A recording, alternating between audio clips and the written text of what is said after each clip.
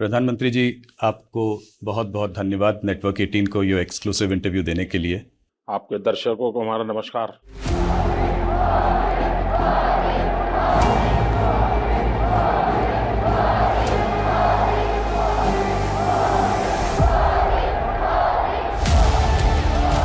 आपका प्रधानमंत्री, आपका प्रधान सेवक या आपका नरेंद्र मोदी कहीं पर भी हो, कुछ भी हो, लेकिन आखिर इंसान तो है। मोदी क्या कहता है? मोदी तो कहता है भाई ये तो ट्रेलर है, मुझे तो और आगे जाना है। न खाऊंगा न खाने दूंगा, तो आगे है। जिसने खाया है वो निकालूंगा और जिसका खाया उसको खिलाऊंगा। करप्शन पर कार्रवाई, ये मेरा कमिटमेंट है। ये तो अभी कुछ भी नहीं है, अभी तो और भी आगे जाना है।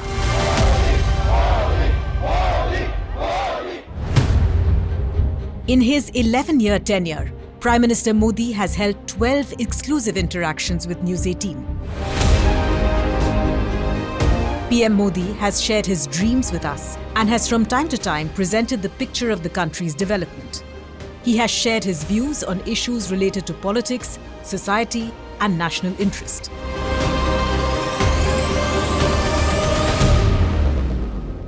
डिप्लोमेसी में मानवीय मूल्यों को सबसे ज्यादा महत्व देने वाली हमारी नीति ने दुनिया को एहसास कराया है कि भारत सिर्फ अपने हित के लिए ही नहीं, बल्कि वैश्विक मानवता के लिए भी काम कर रहा है। सबका साथ, सबका विकास का हमारा मंत्र देश की सीमाओं के दायरे में बंधा हुआ नहीं है। In 2016, it had been just over 2 years since PM Modi had taken charge of the country. And through News 18, he told the nation how he was succeeding in establishing his foothold in Delhi. प्रधानमंत्री जी, लोग कहते हैं कि Lutyens Delhi को शायद आप रास नहीं आए। मेरा सवाल ये है कि क्या आपको दिल्ली रास आ गई? एक ऐसे लोगों के यहाँ जमावड़ा दिल्ली के सत्ता के गलियारों में काम करता रहा है और ये लोग कुछ लोगों को समर्पित है। हो सकता है उनके निजी फायदों के लिए होंगे, निजी कारणों से होंगे, और सवाल मोदी का नहीं है। आप इतिहास की तरफ देखिए, सरदार वल्लभ भाई पटेल के साथ क्या हुआ? यही जमात सरदार को एक गांव का सामान्य बुद्धि क्षमता वाला व्यक्ति के रूप में ही पेश करता रहा। मोरारजी भाई के साथ क्या हुआ? मोरारजी भाई क्या काम किया, क्या नहीं किया, कभी दुनिया को पता ही नहीं चलने दिया। वो क्या पीते थे, इसी की चर्चा करते रहे। चौधरी चरण सिंह के साथ क्या हुआ? उनकी मजाक उड़ाई जाती थी। तो मेरी एक मजाक उड़ाई जाती है, मुझे बड़ा भला बुरा कहा जाता है, मुझे बहुत आश्चर्य नहीं होता है, क्योंकि ये कुछ ठेकेदार हैं जो कुछ लोगों को समर्पित हैं। वे शायद इस देश की जड़ों से जुड़े हुए इंसानों को कभी स्वीकार नहीं करेंगे। From the moment he was sworn in as the Prime Minister in 2014, PM Modi's vision was clear. And a glimpse of this was seen in February 2019 when the Balakot airstrike was carried out in response to the Pulwama terror attack.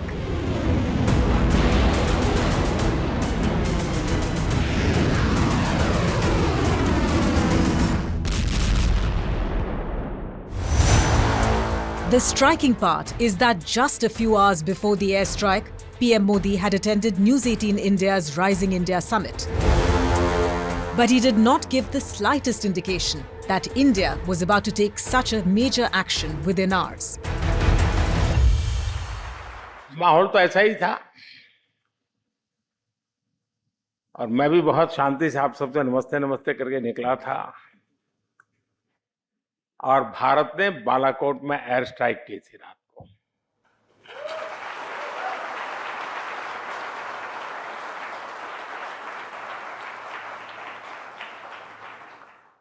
और वो एक दिन था और एक दिन आज है। और आपने देखा होगा कि आतंक के सरगना हो या विकास और शांति की चाहत रखने वाले देश हो, सब ने राइजिंग भारत अनुभव किया है।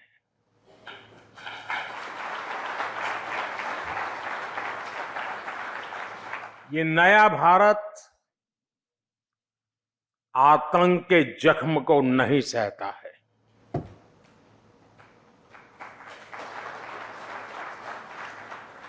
बल्कि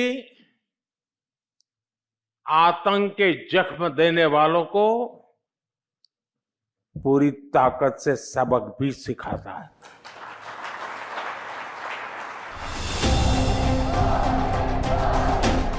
"2019 was an election year, and when PM Modi attended News 18 India's Rising India Summit, his sharp remarks were directed at those opponents who had united against him. अब सोचिए, किसी को चारा घोटाला करना हो तो कैसे कर पाएगा? क्योंकि अब तो सीधे मोबाइल पर मैसेज आता है। कच्ची पक्की पर्ची का तो सारा इंतजाम ही मोदी ने खत्म कर दिया है। और इसलिए ही तो ये जो मुझ पे जुल्म हो रहा है ना, पानी पी पी करके ठोकते रहते दिन रात, उसका कारण क्या है? ये सबकी दुकानें बंद हो गई है जी। भाई और बहनों, जिसके लिए मैंने लूट के रास्ते बंद किए हैं, वो मुझसे आजकल इतना स्नेह दिखा रहे हैं कि पूछिए मत। शायद दिन में 100 बार मुझे याद करते हैं। एक मंच पर इकट्ठा होकर इतनी गालियां शायद ही किसी को दी गई हो। In the 2019 elections, PM Modi's caste was also brought up. But what the Prime Minister expressed on News 18 had a clear focus. His responses to the opponents' questions were tied to nation building. जहां तक जाति का सवाल है, मैं गुजरात में इतने साल रहा, किसी को मेरी जाति का पता नहीं है, न मेरा जाति से कोई लेना देना रहा है। और मुझे लगता है कि अगर कोई कहे तो मेरी जाति गरीब की जाति है। मैं हर गरीब की जाति का हूं, हर गरीब मेरी जाति का है। और मैं मन से मानता हूं कि आजादी के इतने सालों के बाद हमारे गरीब का ये हाल मुझे बड़ा पेन करता है, बड़ा दर्द करता है। और ऐसा नहीं कि हम नहीं कर सकते थे। In 2019, PM Modi gave 3 interviews to News 18. And he clearly said that the Congress has always stymied growth of grassroots leaders and promoted dynastic rule. मैं वंशवाद का सैद्धांतिक विरोध करता हूं। व्यक्तिगत मैंने कभी किसी पे हमला नहीं किया, और इसलिए इस प्रकार से कोई सिंपैथी गेन करने के लिए मोदी हमारे साथ ये कर रहे हैं, मोदी हमारे साथ, मेरा कोई विरोध नहीं है। सैद्धांतिक विरोध है। वंशवाद भारत के लोकतंत्र के लिए खतरा है।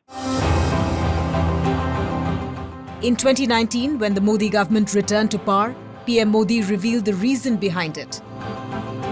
Ahead of the 2024 elections, he once again attended News 18's Rising India Summit, where he repeated his mantra of nation building while also criticizing his political opponents.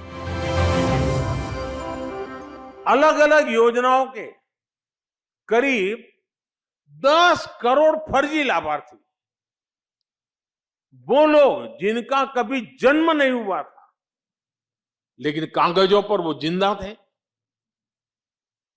योजनाओं के हकदार बन गए थे। हमने ऐसे 10 करोड़ फर्जी नाम हटाए। आप हैरान हो जाएंगे, 4 करोड़ फर्जी राशन कार्ड, उसको हमने हटाया। आप कल्पना कीजिए ये कितना बड़ा घोटाला था। गरीबों का कितना बड़ा हक मारा जा रहा था। आज हमारी सरकार उसी गरीब को उसके खाते का पूरा राशन मुफ्त दे रहा है। आज वो गरीब जब मुझे आशीर्वाद देता है तो विपक्ष के मन में गालियां फूटती हैं। PM Modi is constantly targeted by the opposition. In every election, attempts are made to corner him, and each time PM Modi has said that he will respond to such political attacks through his work. इस चुनाव में लगातार आपको अपशब्द कहे जा रहे हैं। औरंगजेब कहा गया महाराष्ट्र के एक नेता ने, एक और विपक्षी नेता ने आपको तुगलक कहा, फिर उसके बाद तानाशाह कहा। आपको बुरा लगता है, आपको गुस्सा आता है उस पर? आज देखिए, तो कामदार है, ये नामदार है, और हम कामदार लोग जन्म से ही गालियां सुन करके बड़े हुए हैं, लोगों के लाते खाते खाते बड़े हुए हैं, और इसलिए इन चीजों को हम मन पे लेते नहीं है। हम एक प्रकार से गाली प्रूफ बन गए। आपको सच में तकलीफ नहीं होती? आप वाहिद ऐसे शख्स हैं पॉलिटिकली जिसको इतना कोसा गया है, और ये अतिशयोक्ति नहीं है जब मैं आपसे कह रही हूँ। मतलब आप किसी भी पर्सनालिटी को सोचिए तो उसको विपक्ष की तरफ से ऐसे नहीं कोसा गया जैसे आपको कोसा गया है। हमारे शास्त्रों में कहा है कि निंदक नियरे राखिए, और मैं ये साफ मानता हूं, अगर इतने आलोचक न होते, टीवी मीडिया का वो जमाने में थोड़ा कम था, लेकिन जो भी बैठे थे वो एक विचारधारा से प्रेरित लोग थे, वेस्टेड इंटरेस्ट ग्रुप से जुड़े हुए थे, तो उन्होंने सोचा कि इस आदमी को गालियां दे दे करके हम इस पूरे एक इंस्टीट्यूट को और पूरे एक विचार प्रवाह को ही तबाह कर देंगे।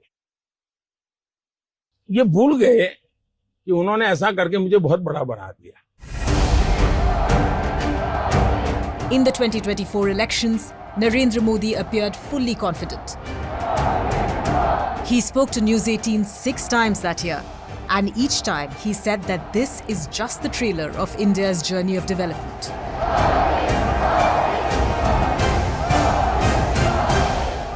अगर आप 10 साल के कालखंड में इन्फ्लेशन को भी ले, जो महंगाई की इतनी चर्चा करते हैं ना, तो ये 10 साल सबसे कम इन्फ्लेशन वाला कालखंड रहा है। ये मैं इतना सारा जो कहता हूं और हकीकत के आधार पर कहता हूं, कठोर परिश्रम करने के बाद अचीव किया है जी। पूरी सरकार को मोबिलाइज किया है और लक्ष्य को पार करने के लिए जी जान से जुड़ गए हैं। उसके बावजूद भी मोदी क्या कहता है? मोदी तो कहता है ये तो ट्रेलर है, मुझे तो और आगे जाना है। Amid all the criticism, the Modi government's action against corruption continued.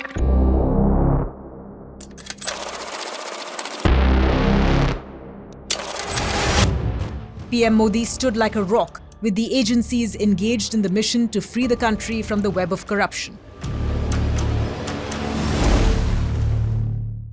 पिछले कुछ सालों में आप लगातार 50 करोड़ के ढेर, 300 करोड़ के ढेर, 250 करोड़ के ढेर, 200 करोड़ के ढेर, देश चौंक गया है जी। आप कितना इसको दबाने की कोशिश करो, लेकिन देश के दिल दिमाग में स्थिर हो चुका है कि लूटने वाले लोग हैं। जो मुझे अनुकूल नहीं वो सब निकम्मा। ये जो सोच है ये टोटल अनडेमोक्रेटिक सोच है, और उसी में से कुछ पत्रकारों को ब्लैकलिस्ट कर दिया जाए, वो उसी सोच का परिणाम है कि रिजेक्टेड। क्यों? क्योंकि तुम मेरे अनुकूल नहीं हो। बॉयकॉट। वो अनडेमोक्रेटिक है, लोकतंत्र की हत्या है वो। और इसलिए हमारी इंस्टीट्यूशंस के साथ भी वही हो रहा है। जैसे पत्रकार के साथ हो रहा है, तो मेरे अनुकूल नहीं तो निकम्मे। तो इंस्टीट्यूशन, तुम मेरे घर पे रेड मत करो, मैं तो चोरी करता रहूंगा, तो इंस्टीट्यूशन निकम्मी। ये जो लॉजिक चला है, मैं उसका उपाय क्या? उसका उपाय यही है कि हमने ऐसी शख्सियत और ऐसे शक्तियां, उसकी प्रतिष्ठा बढ़ा दीजिए। इनकी सामाजिक प्रतिष्ठा इतनी बढ़ाओ कि फिर कोई उसको हाथ नहीं लगा पाएगा। At the same time, PM Modi made it clear on News 18 that conspiracies aimed at spreading hatred in the country would not be allowed to succeed. 2014 के घोषणा पत्र में भी धर्म के आधार पर आरक्षण की बात कही है, जबकि हिंदुस्तान का संविधान जब बना तब तो कोई आरएसएस वाले, बीजेपी वाले संविधान सभा में नहीं थे। बाबा साहब आम्बेडकर जैसे लोग बैठे थे, पंडित नेहरू जैसे बैठे थे, सरदार वल्लभ भाई बैठे थे, देश के कई महापुरुष बैठे थे। उन सब ने लंबे चिंतन के बाद तय किया था कि भारत जैसे देश में धर्म के आधार पर आरक्षण नहीं दिया जा सकता। जम्मू कश्मीर में 70 साल तक भारत का संविधान नहीं लगा है। ये हमने आकर के भारत के संविधान, और वहां दलितों को पहली बार आरक्षण मिल रहा है जी। वाल्मीकि समाज वहां रहता है, वहां पहली बार आरक्षण मिल रहा है। ये सब क्या बातें करते हैं जी। और उनकी हिम्मत है क्या? वो प्रेस कॉन्फ्रेंस करके बोले कि हम 370 फिर से वापस लाएंगे। हिम्मत है तो कोई भी दल हिम्मत है तो आ जाए मैदान में। It is not just Kashmir. PM Modi's approach of taking the entire nation forward has seen unprecedented development in eastern parts of India, the kinds which had not been witnessed for decades after India's independence.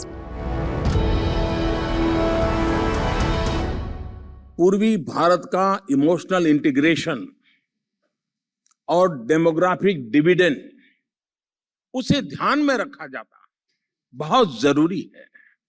और इसलिए हमारी सरकार act east and act fast for India east के मंत्र पर चल रही है।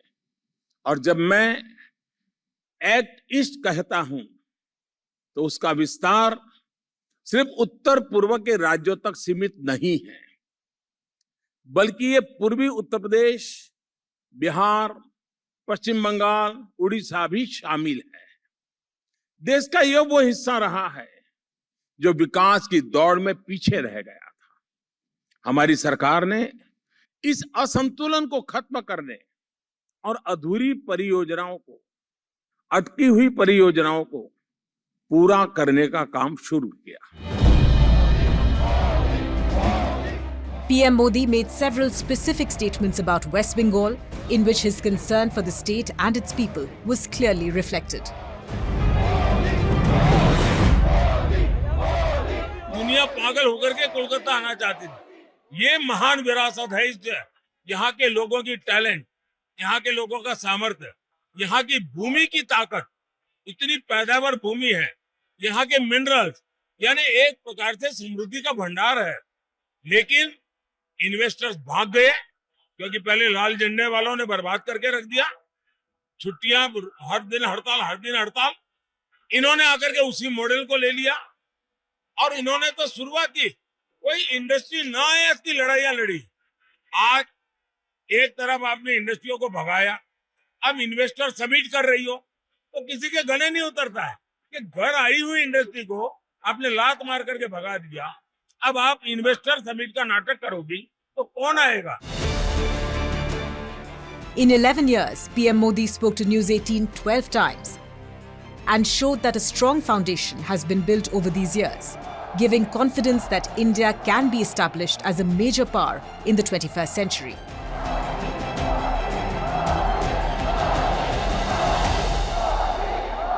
भारत दुनिया का चौथा ऐसा देश बना जिसने सैटेलाइट्स की डॉकिंग और अनडॉकिंग की क्षमता हासिल की। भारत ने सेमी क्रायोजेनिक इंजन का सफल परीक्षण करके दिखाया। भारत ने 100 गीगावाट सोलर कैपेसिटी का ऐतिहासिक पड़ाव पार कर लिया। भारत ने 1000 मिलियन टन कोयला उत्पादन का रिकॉर्ड बनाया। नेशनल क्रिटिकल मिनरल मिशन की शुरुआत हुई। PM Modi's mission is to make India a developed nation by 2047. And he sees News 18 India's Rising Bharat Summit as a platform where the roadmap for the future is prepared. Network 18 ने इस summit के माध्यम से देश के युवाओं की creativity, उनकी सोच, उनकी संकल्प शक्ति को जिस तरह सामने रखा है, वह सराहनीय है। आपने युवाओं को एंगेज किया, उन्हें देश की समस्याओं पर सोचने, सुझाव देने और समाधान खोजने का मंच दिया। और सबसे बड़ी बात, उन्हें सिर्फ श्रोता नहीं, परिवर्तन का भागीदार बनाया। अब मैं देश की यूनिवर्सिटीज, कॉलेज और रिसर्च इंस्टीट्यूशन से आग्रह करता हूं कि समिट के एंगेजमेंट को आगे ले जाएं। जो इनसाइट निकले हैं, जो सुझाव आए हैं, उन्हें डॉक्यूमेंट करें, स्टडी करें और पॉलिसी तक पहुंचाएं। तभी ये समिट सिर्फ एक इवेंट नहीं, एक प्रभाव बन पाएगी।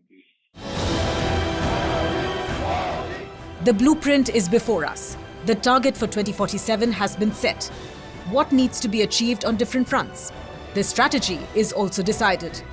PM Modi has named this Rising Bharat.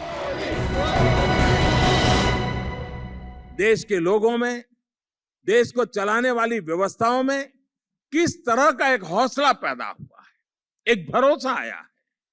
जो परिवर्तन लोग अपने सामने देख रहे हैं, अपने जीवन में देख रहे हैं, उससे हर भारतीय में ये विश्वास आया है कि 21वीं सदी का भारत अपनी कमजोरियों को छोड़कर, अपने बंधनों को तोड़कर भारत आगे बढ़ सकता है।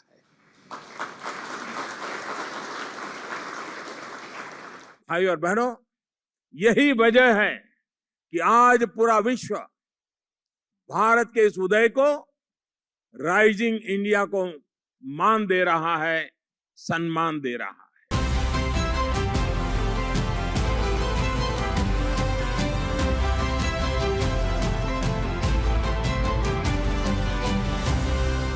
भारत के इतिहास में नरेंद्र मोदी खुद को कहां पाते हैं?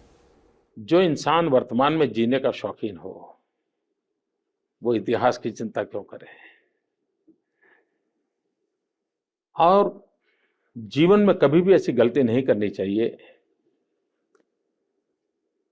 कि अपने लिए कुछ करें। देखिए, हमारे देश का दुर्भाग्य रहा है कि सरकारों ने भी अपनी छवि बनाने की भरपूर कोशिश की, राजनीतिक दलों ने भी अपनी छवि बनाने की भरपूर कोशिश की, शासन पर बैठे हुए लोगों ने भी अपनी छवि बनाने की भरपूर कोशिश की। काश अच्छा होता, अपनी छवि के बजाय हमने देश की छवि बनाने के लिए अपने आप को खपा दिया होता। 125 करोड़ देशवासी, ये इतिहास की अमर कथा है। उन 125 करोड़ देशवासियों में एक मोदी होगा, उससे ज्यादा कुछ नहीं हो। ऐसी ही मोदी की पहचान हो, वो 125 करोड़ में खो गया हो, 125 करोड़ में लिप्त हो गया हो, इतिहास के किसी पन्ने पर नजर ना आता हो। अगर ऐसी जिंदगी जी करके जाऊं, अपने आप को पूरी तरह खपा दूं, आहूत कर दूं, तो उससे बड़ा जीवन का आनंद क्या होगा? यही खुशी होगी। मेरी पूरी तपस्या या मेरा फोकस देश बने इसके लिए है।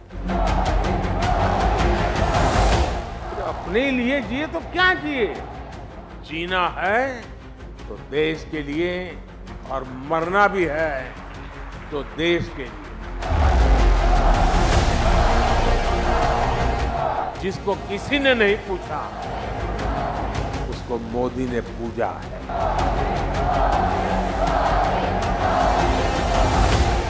और ये मोदी की गारंटी है।